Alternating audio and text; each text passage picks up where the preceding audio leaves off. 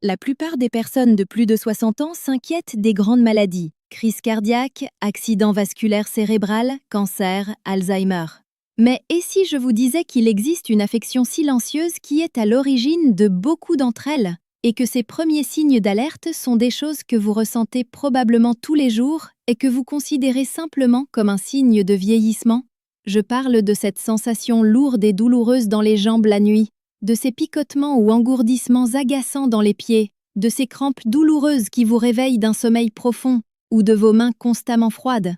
Ce ne sont pas de petits problèmes isolés, ce sont des signes d'alerte d'une défaillance systémique dans la fonction la plus critique de votre corps, votre circulation sanguine. Lorsque votre circulation sanguine échoue, cela signifie que votre cerveau est privé d'oxygène, augmentant votre risque de démence et d'accident vasculaire cérébral. Cela signifie que votre cœur est sollicité jusqu'au point de rupture. Cela signifie que des toxines s'accumulent dans votre corps, créant douleur et maladie. Une mauvaise circulation est ce processus silencieux qui prépare le terrain pour presque toutes les grandes catastrophes de santé après 60 ans. Mais la bonne nouvelle, c'est que vous pouvez contre-attaquer. Et aujourd'hui, nous allons vous montrer exactement comment faire. Pour nous guider, nous avons l'honneur d'accueillir le Dr Shigeaki Inohara. Docteur, merci d'être ici. Merci, Ben. Il est si important de commencer par ce sujet. Les gens ressentent ces symptômes et se sentent impuissants.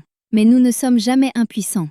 La première étape est de comprendre ce qui se passe à l'intérieur du corps. Donc avant d'aborder les solutions, pourquoi notre circulation sanguine a-t-elle tendance à s'aggraver avec l'âge? C'est un processus naturel avec plusieurs composantes. Premièrement, les parois de nos vaisseaux sanguins perdent naturellement une partie de leur flexibilité.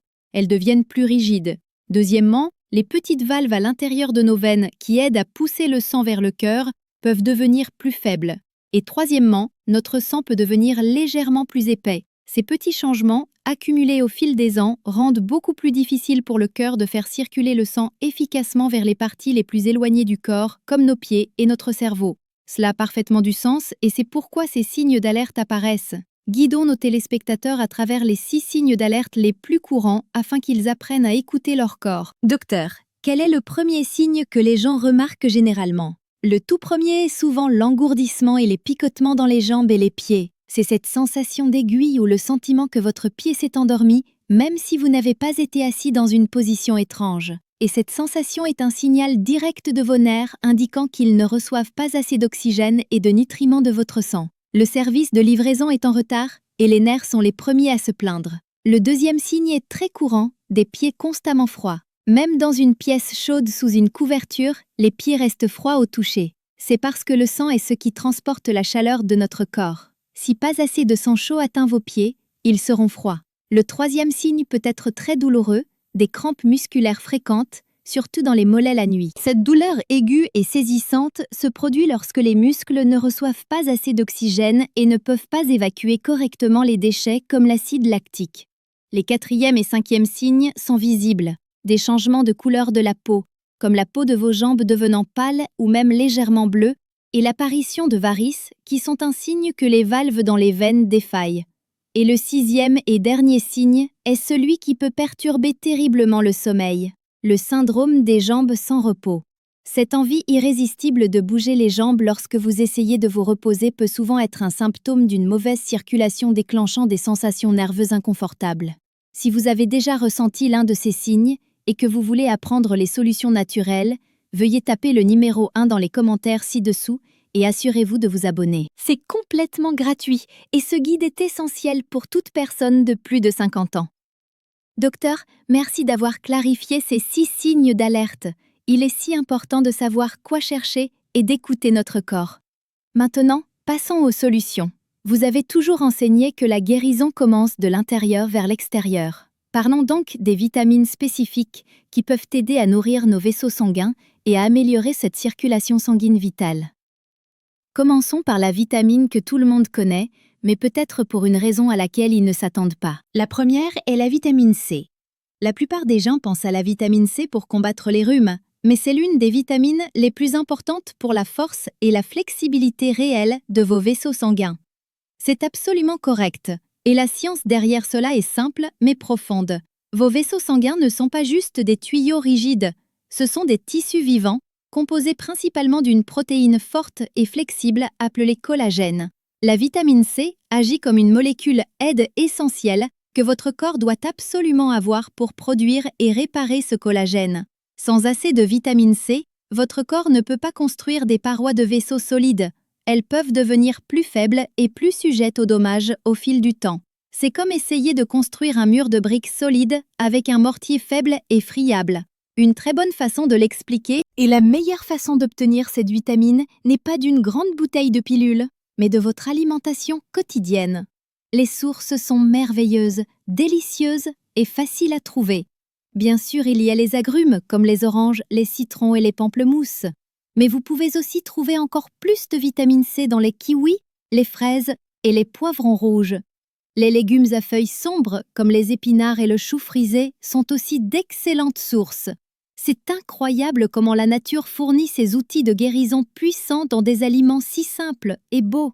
C'est vraiment une bénédiction d'avoir cette pharmacie disponible dans n'importe quel supermarché. Maintenant, docteur, la vitamine C aide à construire les parois des vaisseaux. Quelle est la prochaine vitamine fondamentale dont nous avons besoin pour une circulation saine? La prochaine vitamine est l'une qui est souvent négligée, mais elle est absolument critique pour la santé de nos artères. C'est la vitamine K. Elle a 2 emplois très importants et très différents qui sont essentiels pour une bonne circulation. Décomposons ces 2 emplois car ils sont fascinants et la plupart des gens n'en connaissent qu'un.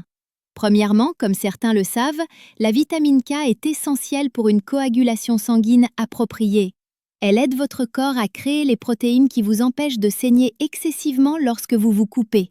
Vous avez besoin que le système soit en parfait équilibre. Mais le deuxième emploi est celui qui est un secret pour la plupart des gens. La vitamine K agit comme un agent de circulation pour le calcium dans votre corps. Elle a le rôle crucial de diriger le calcium vers vos os où il est nécessaire pour les garder forts et d'empêcher le calcium d'entrer dans vos artères. Sans assez de vitamine K, le calcium peut se déposer dans les parois de vos artères, les rendant dures et rigides. Cette condition s'appelle artériosclérose ou durcissement des artères. Donc, en termes simples, la vitamine K aide à garder vos artères souples et vos os durs. C'est pourquoi il est si critique de manger vos légumes verts. Les meilleures sources de vitamine K sont les légumes à feuilles vertes sombres, les épinards, le chou frisé, le brocoli, les feuilles de chou et les choux de Bruxelles sont tous d'excellentes sources. Manger une grande salade avec une variété de verres chaque jour est l'une des meilleures habitudes que vous puissiez avoir pour protéger votre circulation pour une vie longue et saine. D'accord. Donc, nous avons la vitamine C pour construire les parois des vaisseaux et la vitamine K pour les garder flexibles et exemptes de calcium. Docteur, quelles sont les prochaines vitamines essentielles dans notre pharmacie de cuisine pour une bonne circulation? La prochaine vitamine est l'une qui est très importante pour l'ensemble du système cardiovasculaire, surtout pour aider le corps à maintenir un équilibre sain du cholestérol. C'est la vitamine B3, également connue sous le nom de niacine. Ce nutriment est essentiel pour aider nos petits vaisseaux sanguins, les minuscules capillaires, à fonctionner correctement et à s'ouvrir pour permettre un bon flux sanguin. On la trouve dans de nombreux bons aliments que les gens devraient manger régulièrement, comme le poulet, la dinde, le poisson comme le saumon et le thon, et aussi dans les noix et les légumineuses. Et c'est une vitamine où nous devons être très clairs et responsables avec nos téléspectateurs. Docteur, comme nous l'avons averti dans une vidéo précédente sur les risques cachés d'accidents vasculaires cérébrales, les suppléments de niacine à haute dose peuvent être dangereux pour certains seniors. Ils peuvent causer un rougissement inconfortable de la peau et, plus sérieusement, des fluctuations brusques de la pression artérielle. Le message clé ici, et nous devons le répéter, est d'obtenir votre niacine d'une alimentation équilibrée avec les merveilleux aliments sains que vous venez de mentionner. Toute forme de supplémentation en niacine, surtout à haute dose, ne doit être faite que sous la supervision directe et la recommandation de votre médecin qui comprend votre tableau de santé complet. C'est une clarification très sage et importante. Merci, Ben. Nous parlons d'une nourrissement douce à partir de la nourriture, pas de forcer le corps avec des doses élevées de pilules. C'est le fondement d'une santé naturelle sûre. Merci pour cet avertissement important. Maintenant, docteur, le matériel source pour cette vidéo mentionnait une vitamine que vous considérez comme un joueur vedette ou un vrai miracle pour la circulation. Qu'est-ce que c'est et pourquoi est-elle si spéciale? Oui, je l'appelle l'étoile parce qu'elle est un protecteur si puissant de nos cellules. Je parle de la vitamine E. La vitamine E est l'un des antioxydants les plus puissants du corps. Son rôle principal dans le corps est de protéger les membranes délicates de nos cellules, y compris les cellules qui composent la paroi de nos vaisseaux sanguins, contre les dommages causés par le stress oxydatif. Je pense à une patiente, Maria, une femme de 75 ans qui souffrait terriblement de pieds constamment froids et d'une sensation persistante et agaçante de picotement dans ses orteils. Elle m'a dit qu'elle devait porter des chaussettes épaisses en laine au lit, même au milieu de l'été. Nous avons examiné son régime alimentaire et nous avons constaté qu'il était très pauvre en graisses saines et en vitamine E naturelle. Nous n'avons pas commencé par un supplément. Nous avons commencé par la nourriture. Nous avons fait 2 ajouts simples à son alimentation quotidienne. Une petite poignée de graines de tournesol, qui sont très riches en vitamine E, à saupoudrer sur son gruau du matin, et une demi-avocat avec sa salade du déjeuner. Après 2 mois de ces changements simples et constants, elle est revenue à mon cabinet. Elle souriait. Elle m'a dit « Pour la première fois depuis des années, mes pieds sont chauds ». Les picotements s'étaient également améliorés de manière significative. C'était un changement remarquable qui provenait d'un ajout très simple des bons aliments. C'est une histoire incroyable, et elle montre parfaitement le pouvoir d'obtenir nos nutriments d'abord de la nourriture. Et encore une fois, comme avec la niacine, nous devons être extrêmement clairs et responsables concernant les suppléments de vitamine E. Obtenir cette vitamine à partir d'aliments comme les noix, les graines, les épinards et l'avocat est merveilleusement sûr et hautement bénéfique. Cependant, les suppléments de vitamine E à haute dose peuvent agir comme un fluidifiant sanguin. Comme nous l'avons averti à nos téléspectateurs par le passé, si vous prenez un médicament fluidifiant sanguin, d'une aspirine bébé quotidienne à une prescription de warfarine ou de Plavix, prendre un supplément de vitamine E à haute dose peut être très dangereux et augmenter votre risque de saignement. Le message est cohérent, obtenez toujours vos nutriments d'abord de votre nourriture et ne prenez jamais un supplément de vitamine à haute dose sans d'abord en parler à votre médecin. Cette information équilibrée, en se concentrant sur la nourriture comme premier et meilleur médicament, est si importante. C'est un privilège de partager ces conseils de santé responsables avec notre communauté dans le monde entier. Pour nous aider à voir notre communauté mondiale, veuillez nous indiquer de quelle ville, État ou pays vous regardez. C'est vraiment une bénédiction de nous connecter avec vous tous. Nous avons maintenant nourri le corps de l'intérieur avec les vitamines importantes de notre nourriture. Maintenant, nous devons aider le corps à utiliser cet nourrissement efficacement. Cela nous amène à notre section finale, les 5 habitudes quotidiennes simples qui améliorent activement votre circulation sanguine. Ce sont des actions que vous pouvez entreprendre dès aujourd'hui. Donc, après nous être concentrés sur la nutrition, nous nous concentrons sur l'action. Quelle est la première et la plus simple habitude, docteur? La première habitude est peut-être la plus facile et la plus relaxante. C'est l'élévation des jambes. À la fin de la journée, surtout si vous avez été assis ou debout pendant longtemps, je vous conseille de vous allonger et d'élever vos jambes pour qu'elles soient plus hautes que le niveau de votre cœur. Vous pouvez poser vos jambes sur une pile de 2 ou 3 oreillers ou même contre un mur. Faites cela pendant 15 à 20 minutes. Cela utilise le simple pouvoir de la physique et c'est si efficace. Vous utilisez la gravité pour aider votre corps. Cela rend beaucoup plus facile pour les veines de vos jambes de renvoyer le sang et les fluides vers le cœur, ce qui peut immédiatement aider à réduire la pression de gonflement et cette sensation lourde et douloureuse. La deuxième habitude est un exercice simple que vous pouvez faire à tout moment, n'importe où. C'est marcher sur la pointe des pieds. Vous pouvez le faire pendant seulement 1 ou 2 minutes pendant que vous êtes dans la cuisine, ou si c'est difficile, vous pouvez simplement rester sur place, vous tenir à un comptoir pour l'équilibre, et monter et descendre sur la pointe des pieds 20 fois. C'est une façon puissante d'activer ce que les professionnels médicaux appellent la pompe musculaire du mollet. Vos muscles du mollet sont souvent appelés votre deuxième cœur pour une très bonne raison. Chaque fois que vous les contractez en montant sur la pointe des pieds, vous serrez les grandes veines de vos jambes inférieures, ce qui pousse puissamment le vieux sang vers le cœur. La troisième habitude est une technique ancienne qui est très rafraîchissante. C'est un rinçage à l'eau fraîche sur les jambes. À la toute fin de votre douche chaude normale, tournez la température de l'eau à frais, pas glacé, juste frais, et laissez le jet d'eau couler sur vos jambes et pieds pendant environ 30 secondes. Commencez toujours par vos pieds et déplacez l'eau vers le haut, vers vos genoux. Cela crée un processus que certains appellent gymnastique vasculaire. L'eau fraîche provoque la constriction ou le resserrement des vaisseaux sanguins de surface. Puis, quand vous sortez et que vos jambes se réchauffent à nouveau, ils se dilatent ou s'ouvrent à nouveau. Ce processus de constriction et de dilatation est comme un exercice doux pour vos vaisseaux sanguins, qui aide à améliorer leur tonus et leur élasticité au fil du temps. La quatrième habitude est un massage doux des jambes. En utilisant une petite quantité d'huile ou de crème pour réduire la friction, vous devriez toujours masser vos jambes avec des mouvements ascendants. Commencez par vos chevilles et montez vers vos genoux. La pression devrait être douce mais ferme. Vous aidez manuellement à pousser le fluide stagnant et le sang vers le cœur. C'est très efficace pour stimuler ce qu'on appelle le drainage lymphatique. Cela aide votre corps à éliminer l'excès de fluide et les déchets qui peuvent s'accumuler dans les tissus de vos jambes, ce qui cause cette sensation lourde et gonflée. Et enfin, la cinquième et la plus importante habitude de toutes.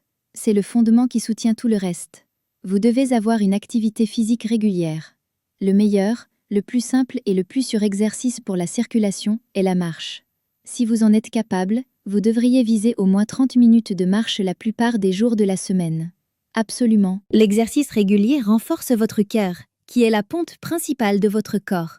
Il aide à garder vos vaisseaux sanguins flexibles et réactifs. Il aide votre corps à contrôler le poids, la pression artérielle et la glycémie, qui sont tous critiques pour un système circulatoire sain. Et c'est une merveilleuse opportunité chaque jour d'être reconnaissant pour le don du mouvement et pour le corps qui nous permet d'expérimenter le monde. C'est une habitude qui nourrit à la fois le corps et l'esprit. Docteur, cela a été un guide incroyablement complet et empowering. Vous avez donné à nos téléspectateurs un plan clair en 3 parties. Premièrement, comprendre les signes d'alerte d'une mauvaise circulation. Deuxièmement, nourrir le corps avec les bonnes vitamines de la nourriture.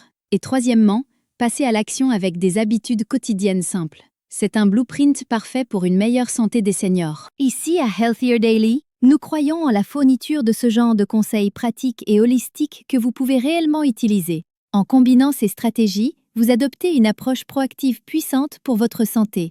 Ce n'est pas seulement à propos de vos jambes. Une bonne circulation est vitale pour votre cœur et votre cerveau, ce qui est la pierre angulaire de la santé globale des seniors. Nous espérons que ce guide vous a montré que vous avez tant de contrôle. C'est notre objectif principal avec chaque vidéo que nous faisons ici sur Healthier Daily. Il s'agit de vous donner les outils dont vous avez besoin pour prendre en charge votre santé de senior. Je veux vous laisser avec cette pensée finale. Votre corps travaille toujours à guérir et à vous soutenir. Notre travail n'est pas de le forcer avec des mesures extrêmes, mais de lui donner un soutien simple et constant. Quelques bons aliments, quelques minutes de mouvement doux chaque jour, un peu d'attention. C'est le vrai chemin pour se sentir mieux.